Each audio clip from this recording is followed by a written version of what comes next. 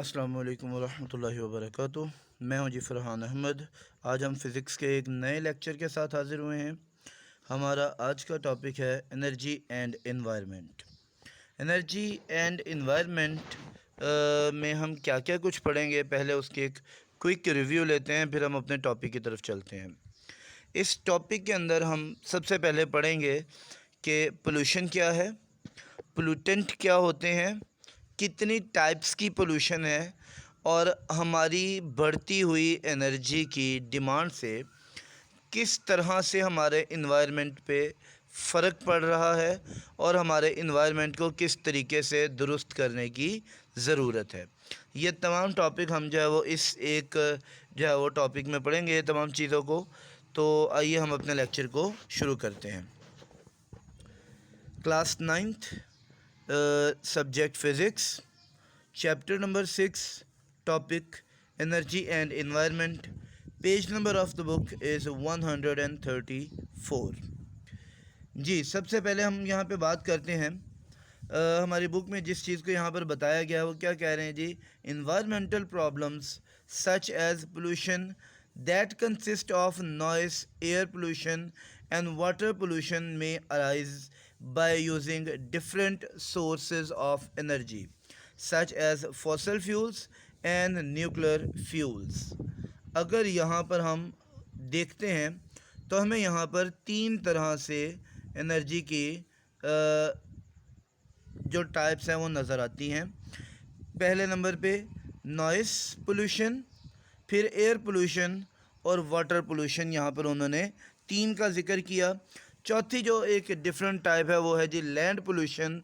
वो भी हमारे पास जो है वो एनर्जी की वजह से बाज़ दफ़ा लैंड भी जो है पोल्यूट होती है, लैंड पोल्यूशन का भी सबब बनती है।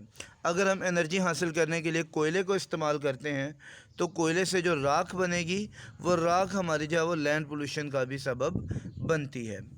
जी, तो सबसे पहले यहाँ पे वो बता रहे हैं कि पोल्यूशन क्या होती है, व्हाट इज़ द पोल्यूशन। तो पोल्यूशन की डेफिनेशन हमारी बुक में यहाँ पे दी गई है। वो क्या कह रहे हैं जी, pollution is the change in the quality. मैं इसको हाईलाइट कर रहा हूँ। Pollution is the change in the quality of environment that can be harmful and unpleasant for living things. यहाँ तक अनप्लेजेंट फॉर लिविंग थिंग्स अगर हम यहाँ पे देखते हैं तो सिर्फ इस जगह तक, ये हमारी पोल्यूशन की डेफिनेशन है जो हाईलाइट कर दी गई है यहाँ पे। यानी कि पोल्यूशन से क्या मुराद है, एक ऐसा हमारे पास जी पोल्यूशन की बात हम कर रहे थे। Pollution is the change in the quality. क्या पोल्यूशन क्या है जी, हमारे इन्वायरमेंट की क्वालिटी में आने वाला चेंज है। हमारे इन्वायरमेंट की जो क्वालिटी हमें दी गई थी, ये जो हमें मिली थी जब हम पैदा हुए थे, अब उस क्वालिटी में कितना चेंज आ चुका है, वो चेंज कहलाता है पोल्यूशन। अगर वो पॉजिटिव चेंज आए तो वो पोल्यूशन नहीं है, वो हमारे इन्वायरमेंट के लिए अच्छा है। लेकिन यहाँ पे चेंज से मुराद है बैड इम्पैक्ट या वो बुरा चेंज जो हमारे इन्वायरमेंट में आ रहा है। आगे यहाँ पे उन्होंने कुछ जो है वो पोल्यूशन की टाइप्स में एक टाइप की डेफिनेशन यहाँ पर बताई है। वो क्या कह रहे हैं जी, a temperature rise in the environment that disturbs the life is called thermal pollution. अगर मैं यहाँ पर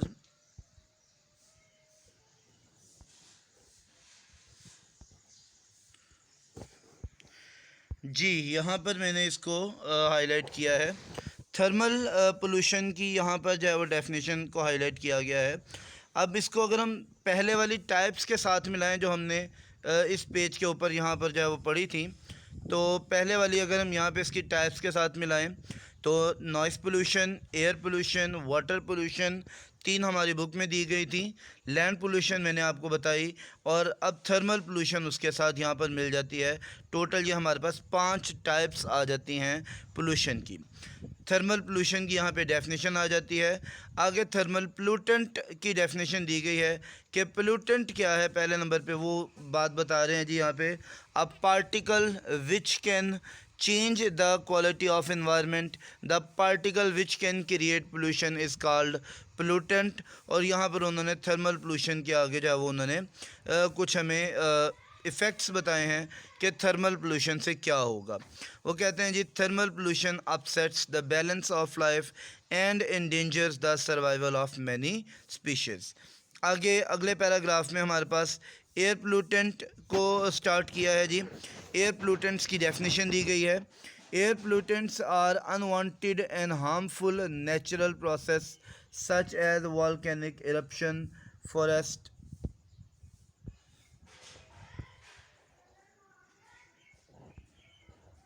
जी, यहाँ पे फॉरेस्ट और जी fire and dust storm add pollutant to the air. जी यहाँ पर पोल्यूटेंट क्या है, पोल्यूटेंट के बारे में मैं पहले आपको बता चुका हूँ कि वो पार्टिकल्स हैं जो हमारे इन्वायरमेंट को पोल्यूशन वाला कर रहे हैं, हमारे इन्वायरमेंट में पोल्यूशन क्रिएट कर रहे हैं। उन पार्टिकल्स को पोल्यूटेंट कहा जाता है। यहाँ पे उन्होंने एयर पोल्यूटेंट का जिक्र किया है कि हमारी एयर के अंदर जो पोल्यूशन आ रही है वो किस किस चीज़ से आ रही है। वॉल्केनिक इरप्शन है उसमें, फॉरेस्ट फायर है, जंगलों में आग लग जाना, डस्ट स्टॉर्म्स हैं जो मिट्टी के तूफ़ान आते हैं। इन तमाम चीज़ों से हमारी एयर की क्वालिटी जो है वो दिन ब दिन ख़राब हो रही है। स्मोक भी इसका एक जो है वो बड़ा एक जो है वो एयर पोल्यूशन का ज़रिया है।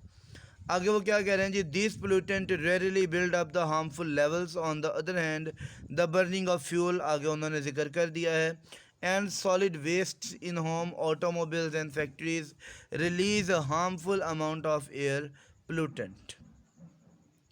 जी आगे देखते हैं हम।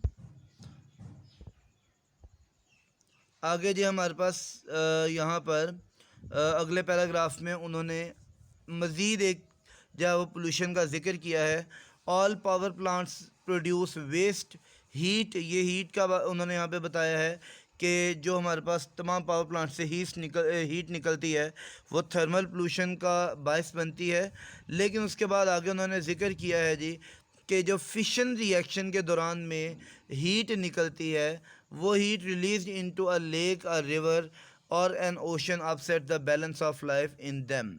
Unlike other power plants, nuclear power plant do not produce carbon dioxide, but they do produce dangerous radioactive waste। यहाँ पे वो न्यूक्लियर पावर प्लांट का जिक्र कर रहे हैं कि बाकी तमाम पावर प्लांट में जो वेस्ट है वो कार्बन डाइऑक्साइड होती है या हमारे पास जो है वो राख होती है जिसको जो है कोयला जलाने से हमें मिलती है। लेकिन जो हमारे पास न्यूक्लियर पावर प्लांट है वहाँ पे जो वेस्ट होता है वो वेस्ट रेडियो एक्टिव वेस्ट होता है, उससे रेडिएशंस के फैलने का ख़तरा है। जी तो जैसा कि मैंने आपको पहले बताया था कि हम जो है वो इस टॉपिक के अंदर ये भी पढ़ेंगे कि हम इस पोल्यूशन को कैसे कंट्रोल कर सकते हैं। तो यहाँ पर उन्होंने हमें बताया जी कि बहुत सारी जगहों पर जो गवर्नमेंट लेवल के ऊपर इस चीज़ का जो इस चीज़ पे काम हो रहा है। तो यहाँ पर उन्होंने देखे यहाँ पे क्या कह रहे हैं जी, in many countries government have passed laws to control air pollution. यहाँ पे वो क्या कह रहे हैं जी, गवर्नमेंट लेवल के ऊपर एयर पोल्यूशन को कंट्रोल करने के लिए जब वो लॉज बनाए गए हैं। और वो आगे लॉज में क्या होगा जी, स्मोक को कंट्रोल करने के लिए लॉ बनाए जाएंगे, फैक्ट्रीज़ को कंट्रोल करने के लिए लॉज बनाए जाएंगे। जैसा कि उन्होंने यहाँ पे बताया कि new cars have catalytic converter. ये जो कैटालिटिक कन्वर्टर हमारे पास है ये क्या काम करता है, धुएं को कम कर देता है और इस तरह से जो है वो डिवाइस बनाने के लिए गवर्नमेंट लेवल पे इन्फोर्स किया जा रहा है जिससे एयर पोल्यूशन को कम किया जा सके। आगे यहाँ पे देखिएगा वो क्या कह रहे हैं, engineers are working to improve new kind of car engines that use electricity or energy source other than the diesel or petrol। जी तो यहाँ पे इसके अंदर अगर हम देखते हैं गौर से हमें आइडिया हो जाता है कि जी गवर्नमेंट लेवल के ऊपर गवर्नमेंट क्या क्या काम कर रही है, गवर्नमेंट को क्या काम करना चाहिए, गवर्नमेंट को क्या काम करना चाहिए जिससे हम जो है वो गवर्नमेंट लेवल के ऊपर इसको अच्छी तरह से जो है वो पोल्यूशन को कंट्रोल करने के लिए कोई काम कर सकें।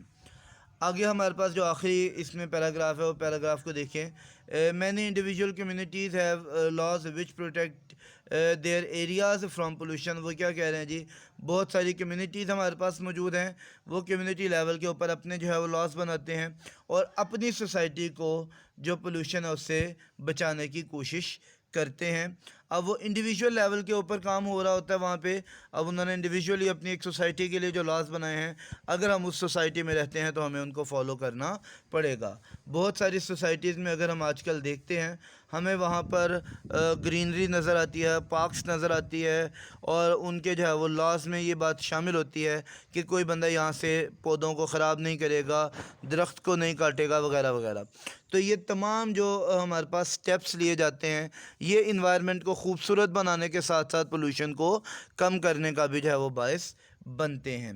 तो एनर्जी एंड एनवायरनमेंट का हमारा टॉपिक यहाँ पे हो जाता है जी कंप्लीट।